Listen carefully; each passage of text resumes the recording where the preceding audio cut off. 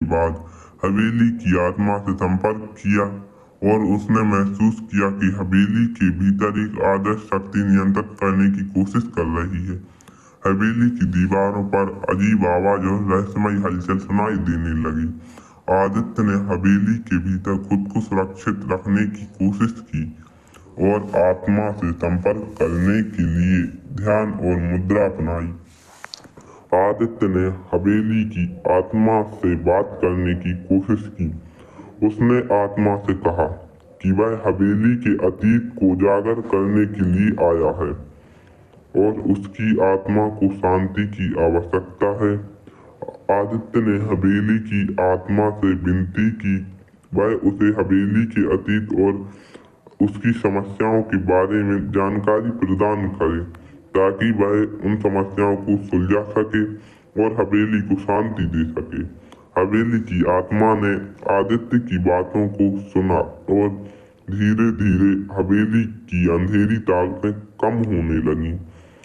हवेली के अंदर की ठंडक और अजीब आवाजें धीमी पड़ने लगी। आदित्य ने हवेली की आत्मा को समझाया और उसको शांति प्रदान करने के लिए अनुष्ठान किया। आदित्य ने हवेली के रहस्यों को उजागर करने के बाद हवेली को फिर से शांति की ओर बढ़ाने की कोशिश की। हवेली के अंधेरे और भयानक वातावरण को धीरे धीरे बदलने के लिए आदित्य ने हवेली के भीतर कुछ सुधारात्मक कदम उठाए। उसने हवेली के विभिन्न हिस्सों की मरम्मत और वहां से गंदगी और धूल को हटाया। हवेली की मरम्मत के बाद आदित्य ने हवेली के भीतर शांति और संतुलन स्थापित करने के लिए कई ध्यान और पूजा विधियां की। आदित्य ने हवेली में शांति की स्थापना के लिए अपने अनुभव और ज्ञान का उपयोग किया। उसने हवेली की अतीत की कहानियों को गांव वालों के सामने लाया और हवेली की स्थिति को सुधारने के लिए स्थानीय समुदाय से सहयोग प्राप्त किया। हवेली की मरम्मत और शांति की प्रक्रिया के दौरान आदित्य ने महसूस किया कि हवेली की आत्मा को अब शांति की आवश्यकता नहीं है। हवेली के भीतर की शक्तियों को खत्म करने के लिए आदित्य ने ध्यान प्रार्थना की विधि अपनाई।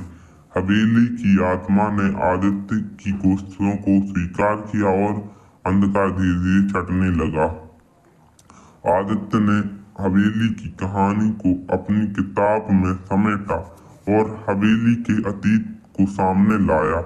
उसकी किताब ने लोगों को यह सिखाया कि अंधेरी शक्तियों से निपटना कभी आसान नहीं होता, लेकिन सच्चाई और साहस से उन्हें पराजित किया जा सकता है। हवेली की दास्तान ने आदित्य को यह भी सिखाया कि अतीतों के रहस्य का उजागर करना कभी आसान नहीं होता, लेकिन सत्य की खोज में साहस और दृढ़ता की आवश्यकता होती है। आदित्य की किताब के प्रकाशित होने के बाद हवेली को फिर से कभी भयानक आवाजें और घटनाएं नहीं आई। हवेली ने धीरे धीरे अपने पुरानी आत्मा को छोड़कर शांति की ओर बढ़ने की प्रक्रिया की। आदित्य की कहानी ने हवेली के अंधकार को उजागर किया और उसकी आत्मा को शांति प्रदान की।